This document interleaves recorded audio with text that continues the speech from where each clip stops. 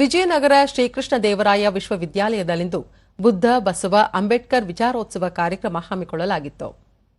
ಈ ವೇಳೆ ವಿಶ್ವವಿದ್ಯಾಲಯದ ಕುಲಪತಿ ಪ್ರೊಫೆಸರ್ ಎಂ ಮುನಿರಾಜು, ಕುಲಸಚಿವ ಎಸ್ಎನ್ ರುದ್ರೇಶ್, ಸಾಹಿತಿ ಆಯುಷ್ಮಾನ ಬುದ್ಧಘೋಷ್ ದೇವೇಂದ್ರ ಹೆಗಡೆ, ಸಾಹಿತಿ ಪ್ರೊಫೆಸರ್ ಅಮರೇಶ್ ನುಗಡೋಣಿ, ಕರ್ನಾಟಕ ಕೇಂದ್ರೀಯ ವಿಶ್ವವಿದ್ಯಾಲಯ ಪ್ರಾಧ್ಯಾಪಕ ಡಾ ಅಪ್ಪಗೆರೆ ಸೋಮಶೇಖರ್ ಸೇರಿದಂತೆ ಮತ್ತಿತರರು ಬುದ್ಧ ಬಸವ ಅಂಬೇಡ್ಕರ್ ಭಾವಚಿತ್ರಕ್ಕೆ ಪುಷ್ಪನಮನ ಸಲ್ಲಿಸಿದರು. ಇದೇ ವೇಳೆ ಪ್ರಬಂಧ ಸ್ಪರ್ಧೆಯಲ್ಲಿ ವಿಜೇತರಾದ ವಿದ್ಯಾರ್ಥಿಗಳಿಗೆ ಬಹುಮಾನ ವಿತರಿಸಲಾಯಿತು.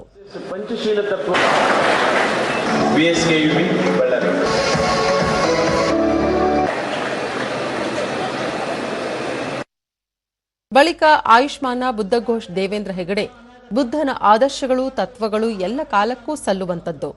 ಬುದ್ಧ ಚಾರಿತ್ರಿಕ ವ್ಯಕ್ತಿಯಷ್ಟೇ ಅಲ್ಲದೆ ವರ್ತಮಾನ ಭವಿಷ್ಯದ ಬುದ್ಧ ಕೂಡ ಎಂದು ಹೇಳಿದರು. ಇವತ್ತು ಇದ್ದಾರೆ, ಮುಂದೆನೂ ಇರ್ತಾರೆ ಅಂತ ಬುದ್ಧನಿಗೆ ವಂದಿಸ್ತೀನಿ. ನೋಡಿ, ಬುದ್ಧ ಕೇವಲ ಅವತ್ತಿನ ಚಾರಿತ್ರಿಕ ಬುದ್ಧ ಅಷ್ಟೇ ಅಲ್ಲ, ವರ್ತಮಾನದ ಬುದ್ಧ ಕೂಡ ಮತ್ತು ಭವಿಷ್ಯದ ಬುದ್ಧ ಕೂಡ. ಪ್ರೊಫೆಸರ್ ಅಮರೇಶ್ ನುಗಡೋಣಿ, ದಯವಿಲ್ಲದ ಧರ್ಮ ಯಾವುದಯ್ಯ, ದಯವೇ ಬೇಕು ಸಕಲ ಪ್ರಾಣಿಗಳಲ್ಲಿ ಎಂದು ಮಾನವರಲ್ಲಿ ಮಾನವೀಯತೆಯ ಅರಿವು ಮೂಡಿಸಿದವರು ಬಸವಣ್ಣ ಅವರು.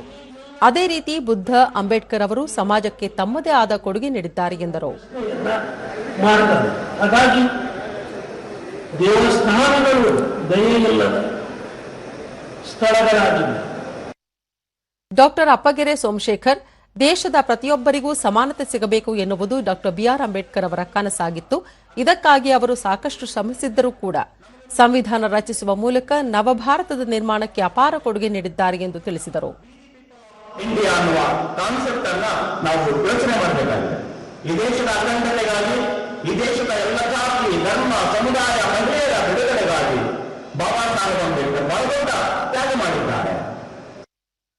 ಎಂ ಮುನಿರಾಜು, ವಿದ್ಯಾರ್ಥಿಗಳು ತಮ್ಮ ಜೀವನದಲ್ಲಿ ಮಹನೀಯರ ಚಿಂತನೆಗಳು, ಆದರ್ಶಗಳನ್ನು ಅಳವಡಿಸಿಕೊಳ್ಳುವುದು ಅವಶ್ಯ ಎಂದು ಹೇಳಿದರು. ಬಸವಣ್ಣನವರ ಎನ್ನುವುದು ನಮ್ಮ ಕಾಲಕ್ರಯ ಮನವಿ. ಯಾಕಂದ್ರೆ ನೀವು ಅವರ ವಿಚಾರಗಳನ್ನು ತಿಳಿದಾಗ ನಾವು ಆ ರೀತಿ ಯಾಕೆ ಆಗಬಾರದು